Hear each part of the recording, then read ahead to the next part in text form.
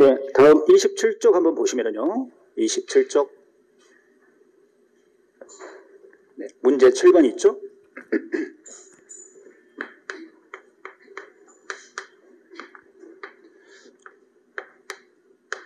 일부 말소 의미의 경정 듣기죠? 일부 말소 의미의 경정. 자, 이 논점은 작년에 나왔습니다. 그래서 올해 약간 실 가능성이 있는데요. 워낙 중요하기 때문에 또 말소 등기와 관련해서 또 한 문항으로 나올 수가 있겠죠. 그래서 저희가 체크를 반드시 할 필요가 있습니다. 자, 7번에 1번이요. 7번에 1번. 27쪽입니다. 27쪽. 단독 소유를 공유를 단독으로. 자, 이게 말소 등기 사례죠. 실질이 말소다, 실질이. 자, 이 공유 지분만의 경쟁을 넣기로 함에 있어서 등기상 이해관계에 있는 제3자의 승낙이 첨부되지 않는 경우, 그때는 등기 실행을 못하죠. 말소 등기의 실질을 갖추니까 말소 등기 요건이 필요하죠. 말소 등기 요건은 제3자 승낙이 등기 실행의 요건이죠. 따라서 2번이 틀렸죠. 자, 3. 가압류 가처분 법이나 촉탁으로 경로된 등기죠. 이것을 촉탁이 아닌 직권으로 이것을 변경시킨다 그러면 법원의 통지가 필요하죠. 법원에서 사건 정리를 해야 되니까. 자, 4. 각을 공유 부동산 중 을 지분에 대해서만 처분 제한 또는 담보물권화 등기가 되어 있는 상태에서 각 단독으로, 그럼 갑의 지분이 상실되죠. 그렇죠? 갑의 지분이 상실되죠. 자, 이때는 상실되는 지분만을 목적으로 하는 이런 처분전의 등기는 직권으로 말소하죠. 맞죠? 그래서 결국 이 일부 말소의 경정 등기는 이제 그 등기가 어떤, 자, 중요한 건 여러분 이거죠. 여기서 중요한 것은 이 제3자 명의의 등기 처리 방법. 이게 가장 중요한 거죠, 여러분. 처리 방법. 여기는 총 몇 가지가 있어요? 여기는 총 이제 3가지가 있죠. 그래서 제3자의 등기를 직권으로 말소하는 경우, 직권 말소. 제3자 등기를 직권으로 경정하는 경우. 또 마지막 이제 여기서 어떠한 처리도 하지 않는 경우가 있죠. 3가지. 그래서 직권으로 말소하는 경우는 이거죠. 직권으로 말소하는 경우는 이때는 상실되는 지분만을 목적으로 하는 담보물권 또는 가처분, 가압류 이런 거죠. 자, 이것은요, 상실되는 지분과 상실되지 않는 지분 전부를 목적으로 하는 이런 등기요. 담보물권, 담보권 등기 또는 가처분, 가압류. 이거 뭐죠? 이게 반대죠. 그러니까 1번의 반대가 3번이죠. 반대가. 이것은 상실되지 않는 지분만을 목적으로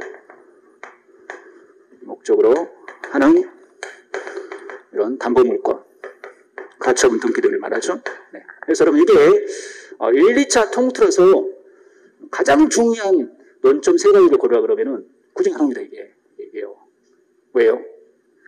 말소 등기와 경정 등기를 같이 가지고 있는 논점이거든요. 이게요.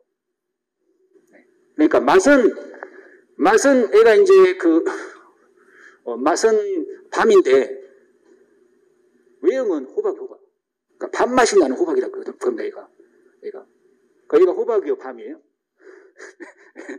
밤맛이 나는 호박은 여러분 호박 맞죠? 경정 등기입니다. 근데 맛이 밤맛이 난다고 합니다. 그 눈을 감고 먹으면은 밤이요, 밤. 밤의 요건을 갖췄습니다. 말소 등기 요건. 즉 이것은 등기법 제57조. 그런데 이것은 마치 법 제32조에서 규정한 경정 등기의 어떤 외형을 가지고 있는 겁니다. 그래서 이 두 조문이 교차하니까 이게 굉장히 중요한 거죠. 자, 이건 이거죠, 여러분. 상실되는 지분만을 목적으로 하는 경우. 근데 A 2분의 1, B분의 1. 자, 이것을 1번 소유권 경정 A 전부로요. 이거죠? 상실되는 지분. 상실되는 지분. 뭐죠? B 지분이 상실되죠. 그러니까 B 지분만에 대해서 예컨대 근저당 또는 가처분. 얘네들 K라고 했을 때요. 자, 이 경우는 그럼 뭐예요? A, B 소유권, A, B 지분 전부에 설정된 어떤 근저당 K2. 이것은 뭐죠? B 지분, A 지분. A 지분은 상실되지 않죠. A 지분만에 대한 근저당 K3. 자, 여기 또 있죠, 여러분. 하나가 더 있죠. 뭐죠? 이거죠. 이 소유권 전부. 소유권 전부에 대한 용익적 권리. 전세권. 지상권. 이때도 역시 전부를 주권을 말소하죠. 그렇죠, 여러분? 그래서 처리 방법. 이등기, 이 경정등기를 하기 위해서,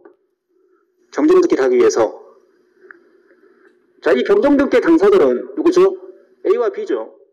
A와 B지만 이것은 A와 B만에 대한 권리가 아니다 그겁니다. 제3자 권리가 있잖아요. 이렇게요. 이 권리를 터잡아서 결국 얘네들이 이제 이해관계인 될 수가 있는 거죠. 특히 여기서 이제 이 저당권과 가처분은 사실은 B 지분은 존재하지 않았는데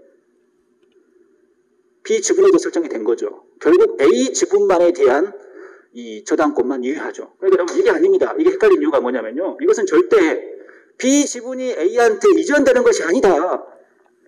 이전 등기라고 착각을 하니까 여러분들이 헷갈리는 겁니다. 이게.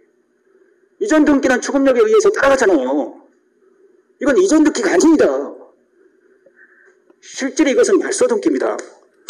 근데 말소인데 A 지분은 A 지분 2분의 1 말소 후 A 지분 2분의 1이 이 안에 있잖아요. 결국 B 지분만 말소된 꼴이죠. B 지분은 소유권 전부가 아니죠. 소유권 일부잖아요. 그래서 결국 이때 여러분 이 저당권자의 승낙서가 있어야만이 이 경정등기를 허용하겠다. 그러면 자 승낙해줬어요. 이것을 직권으로 말소한다 그거죠. K의 저당권을. 돈 받기 전에는 승낙 안 해주겠죠. 자, 용익적 권리는 지분에 설정할 수가 없죠. 그렇죠, 여러분? 지분에 설정할 수 없기 때문에 결국 이 전세권자 T의 권리는 이 경정등기를 해버리면은 B 지분이 사라지죠. 그럼 결국 A 지분 2분의 1에 대해서만 전세권이 설정된 꼴인데 지분에는 설정할 수 없잖아요. 지분은 눈에 안 보이니까. 전세권은 특정 부분, 눈에 보이는 부분을 사용하는 권리잖아요. 결국 이 전세권자의 승낙서가 있어야만이 경정등기 가능하고 승낙해줬어요. 역시 직권으로 말소한다. 이 전부를. 이것은 그렇기 때문에 승낙 정보가 뭐죠?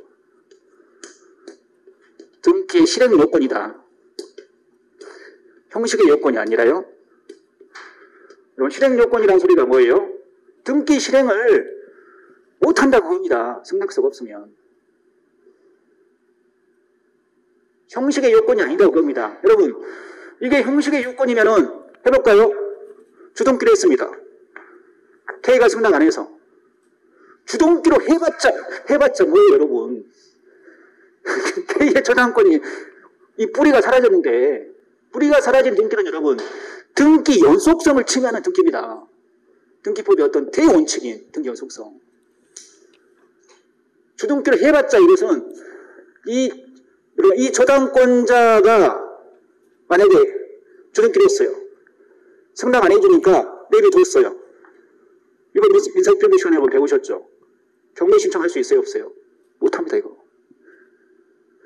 저당권의 불이인 소유권이 처음부터 존재하지 않았거든요. 경매 신청 안 받아줍니다 이거. 인용이 안 됩니다. 매각 자체가 안 됩니다, 이것은. 그래서 여러분 중요한 게 여기는 딱 두 가지죠. 첫째, 요건과 관련해서 이해관계는 있으면 그자의 승낙 정보가 등기 실행의 요건이다. 승낙 안 해주면 주등기로도 못한다. 원칙이 이것은 항상 부기등기죠. 항상 부기등기. 왜요? 승낙이 등기 실행의 요건이기 때문에요. 승낙이 무조건 들어왔다는 겁니다. 이해관계인이 존재할 때요. 등기 권리자. 이렇게 아니라 성수한 원고 뿐이었어요.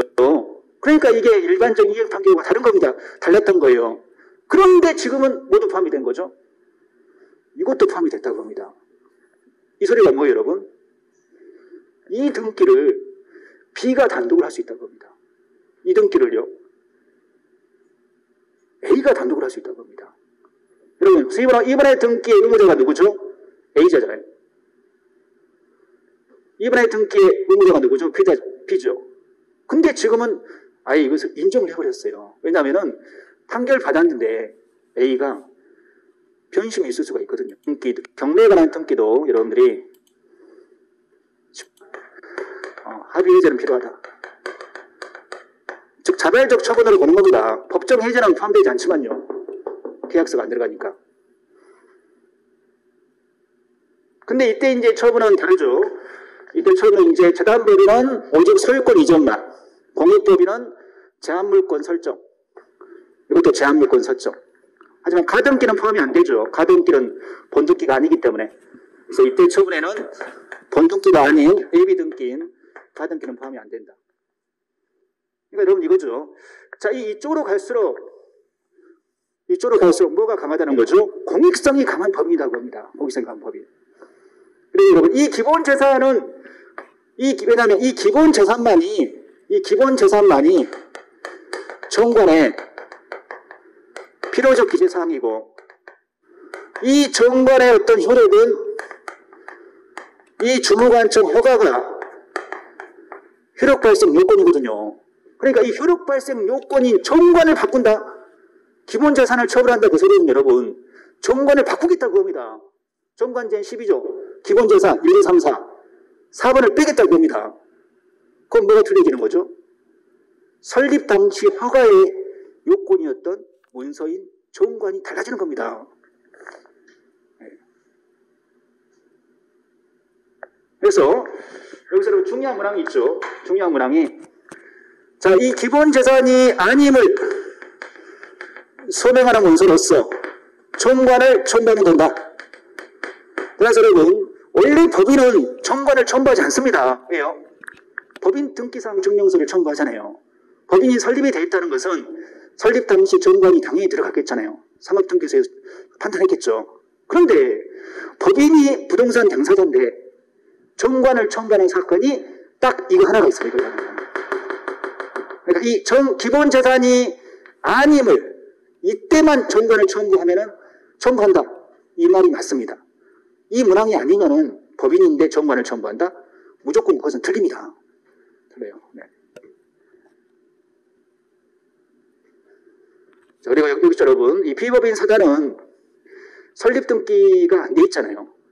그러니까 처음부터 이 비법인 사단이 탄생될 때 주무관청의 어떤 관여가 없었던 겁니다. 그러니까 이 부동산을 처분할 때도 주무관청에서 관여하지 않습니다.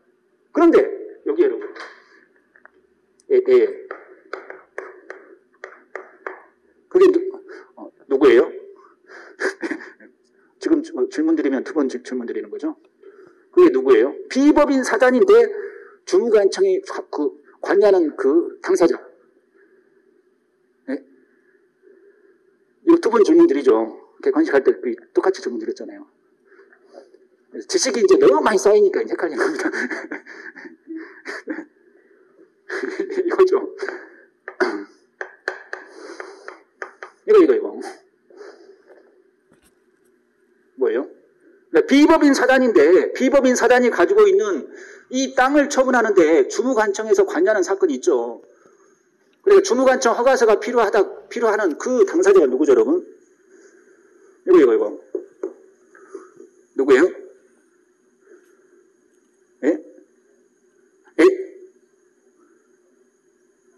지읒, 디귿, 시옷. 알겠다구나. 뭐 이게. 제가 잘못 썼구나. 이게 뭐예요? 그렇죠. 전통사찰이죠. 전통사찰.